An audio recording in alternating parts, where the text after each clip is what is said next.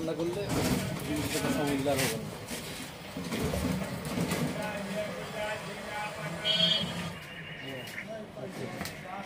ঠিক আছে, এখন আমরা তো গাড়ি দেখছি, গাড়ি এখানে আছে, আমরা দেখি কি অবস্থা, মাত্র আসলাম, বুঝি কি বিষয়।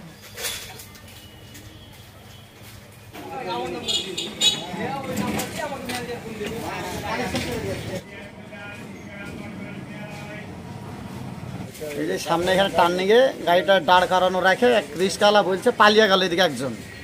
তখন আবার আমি ওখানে একটা মহিলা নামালাম গেটে, গেটে থাকে আমি দেখেছি তো গাড়ি কি গাড়ি, দেখে দেখছি মাল গাড়ি, গাড়িতে চাবির লাইন দেওয়া আছে, এটা কিন্তু আমি খেয়াল করিনি। একটা কার চলে আসে এই মুহূর্তে, দিয়ে এখানে যানজট সৃষ্টি হয়ে গেছে। তখন আমি গাড়িটা ঢুকাই দিয়েছি এখানে, দেওয়ার পরে এই তো আপনারা আসলেন, গল্প কথাতে কথাতে এত লোক জমা হয়ে গেল এই পর্যন্ত আর কি।